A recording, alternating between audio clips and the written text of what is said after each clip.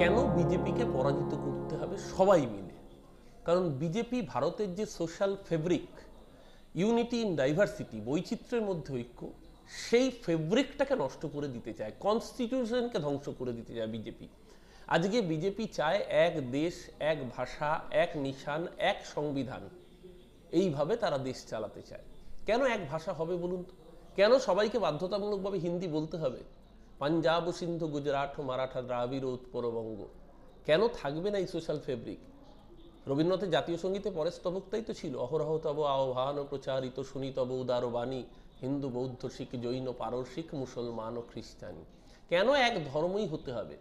আচ্ছা বলুন, হিন্দু ধর্মের কথা, এই যে কদিন আগে রামনবমী গেল, আমাদের এখানে দুর্গাপুজো হয়, লক্ষ লক্ষ কোটি কোটি মানুষ উৎসবে মেতে ওঠেন, ঠাকুর দেখতে আসেন। কালী পুজোর সময় যারা ভক্ত, কালীঘাট মন্দির, দক্ষিণেশ্বর, তারামায়ের মন্দিরে কোটি কোটি মানুষ পুজো দিতে যান, কোথাও তো কোনো গন্ডগোল হয় না। কদিন আগে ঈদ গেল, কোথাও তো এইরকম সমস্যা হয়নি।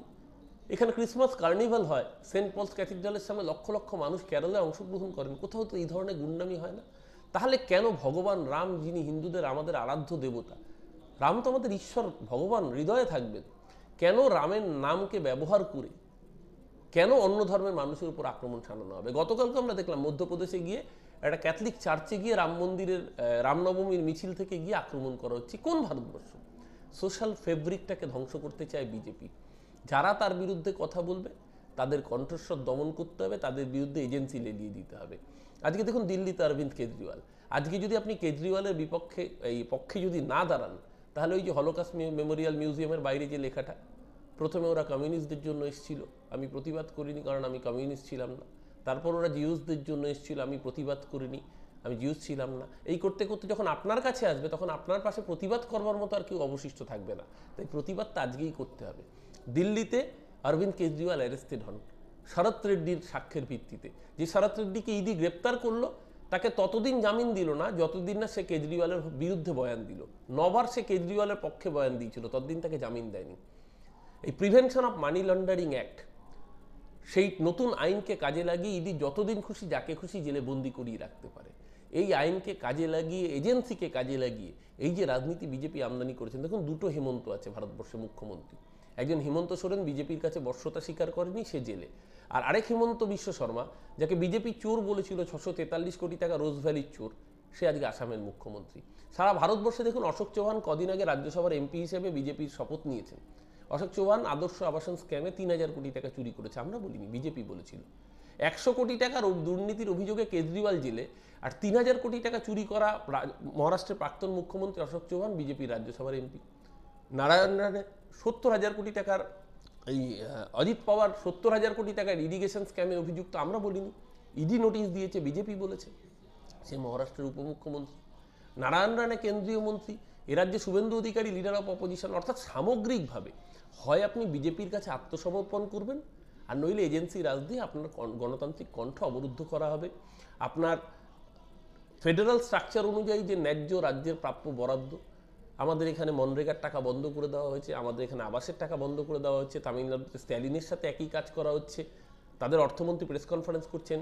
কেরালায় বিজয়নের সরকারের সাথে একই কাজ করা হচ্ছে, দিল্লিতে আম আদমি পার্টির সাথে একই কাজ করা হচ্ছে। সারা ভারতবর্ষে এই সোশ্যাল ফেব্রিকটাকে নষ্ট করে দিয়ে নির্বাচনের সময় যে লেভেল প্লেয়িং ফিল্ড, সেই লেভেল প্লেয়িং ফিল্ডটাকে ধ্বংস করতে উদ্যত হয়েছে ভারতীয় জনতা পার্টি।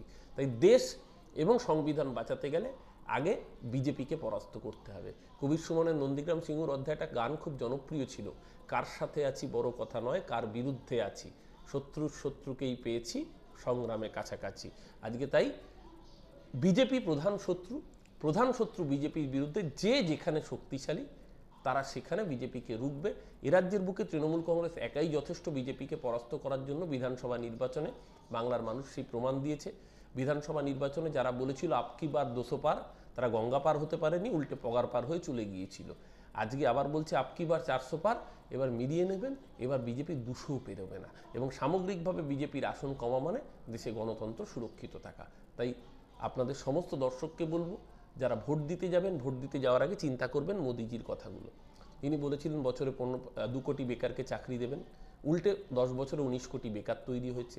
আমাদের তথ্য নয়, সিএমআই তথ্য বলছে 2023-এর অক্টোবরে সারা দেশে সবচেয়ে বেশি বেকার তৈরি হয়েছে। আমাদের তথ্য নয় 70 বছরে দেশের অর্থনীতি সবচেয়ে খারাপ জায়গায় পৌঁছেছে। কৃষকের আয় দ্বিগুণ হয়নি, উল্টে দিল্লির রাস্তায় আজও কৃষকরা ধর্নায় আন্দোলনে বসে রয়েছেন। আমাদের তথ্য নয়, ভারতবর্ষের মানুষ দেখেছে যে 15 লাখ টাকার জুমলা দেশের মানুষের ব্যাংকের অ্যাকাউন্টে আসেনি, উল্টে আপনার ঘরে যে টাকা ছিল সেই টাকা তুলে নিয়ে গিয়ে ডিমনিটাইজেশন করিয়ে দিয়েছে নরেন্দ্র মোদীর সরকার। তাই আপনাদের সামগ্রিকভাবে বলবো, এবার নির্বাচনে ভোট দিতে যাওয়ার আগে নিজের কথা ভেবে, আপনার পরবর্তী প্রজন্মের কথা ভেবে ভোটটা দিন, এবং ভোট তাকেই দিন যে বিজেপিকে পরাস্ত করতে পারে। আমি আবেদন করব মমতা বন্দ্যোপাধ্যায়, তৃণমূল কংগ্রেস নেত্রী, বিজেপি বিরোধী শক্তি হিসেবে এ রাজ্যের বুকে তার পাশে থাকুন। যেভাবে দিল্লিতে আম আদমি পার্টি, কংগ্রেস তাদের পাশে থাকুন, তামিলনাড়ুতে স্ট্যালিনের পাশে থাকুন, পাঞ্জাবের বুকে আম আদমি পার্টির পাশে থাকুন, বিহারের বুকে আপনি তেজস্বী যাদব কংগ্রেস জোটের পাশে থাকুন, উত্তরপ্রদেশে অখিলেশ যাদবদের পাশে থাকুন। সারা ভারতবর্ষে বিজেপিকে পরাস্ত করতে বিজেপি বিরোধী প্রধান যে শক্তি তাদের পাশে থাকুন।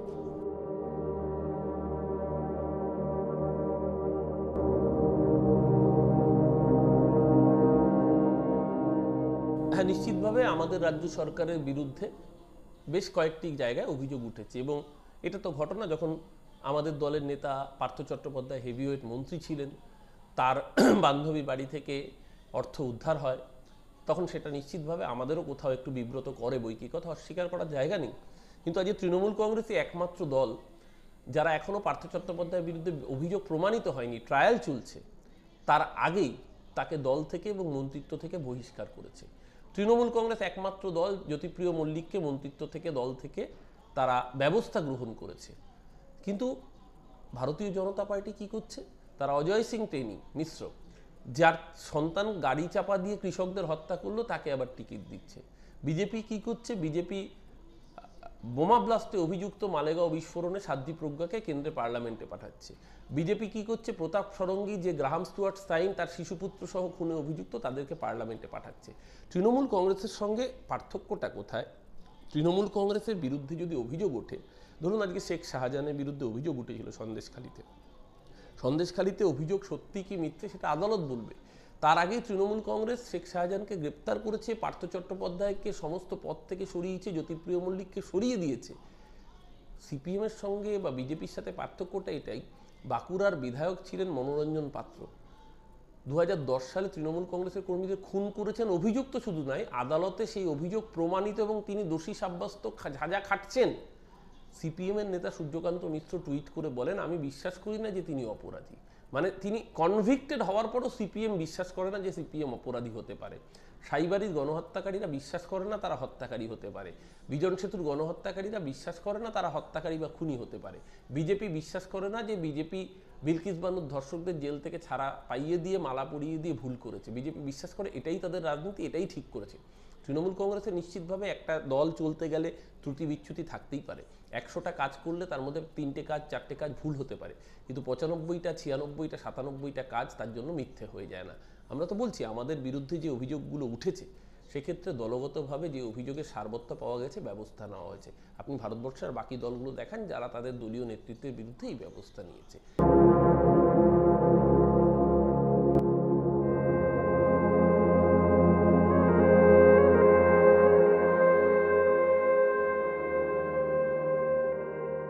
মমতা বন্দ্যোপাধ্যায় তার সরকার যে প্রকল্পগুলো, মূলত 67টা প্রকল্পকে সামনে রেখে বাংলার মানুষকে পরিষেবা দেওয়ার কথা ঘোষণা করেছেন, এবং সেই প্রকল্পগুলো বাংলার মানুষকে পরিষেবা দিচ্ছে।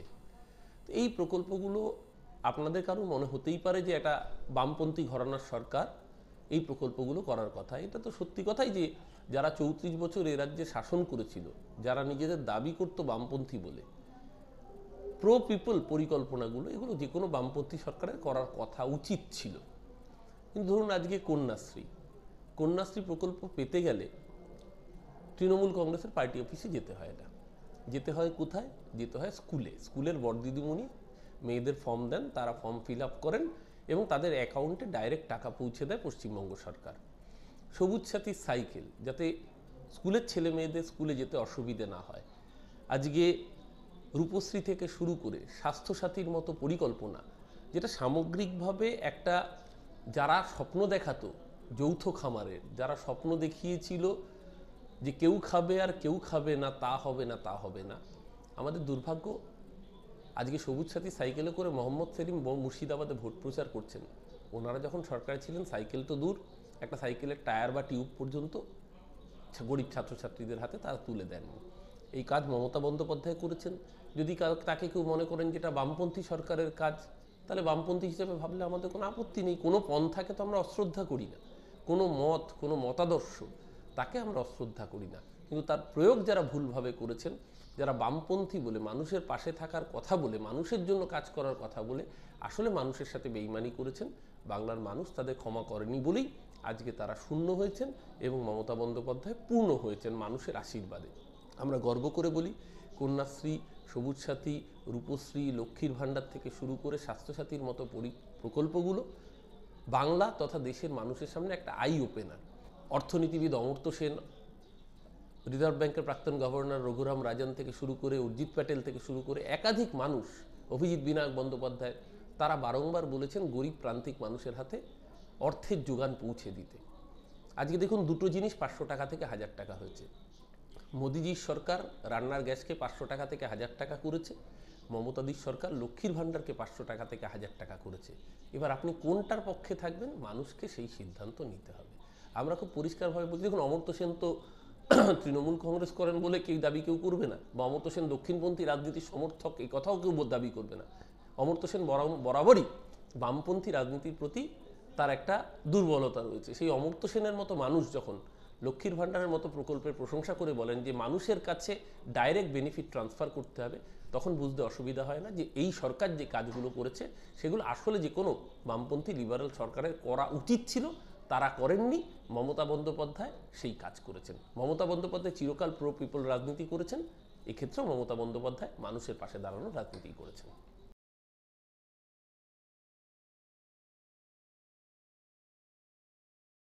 আজকের প্রযুক্তির যুগে প্রযুক্তিকে বাদ দিয়ে আপনি এগোতে পারবেন না। আজকে যেরকম এআই এসছে, তার আগে সোশ্যাল মিডিয়া এসছে, তার আগে ইন্টারনেট।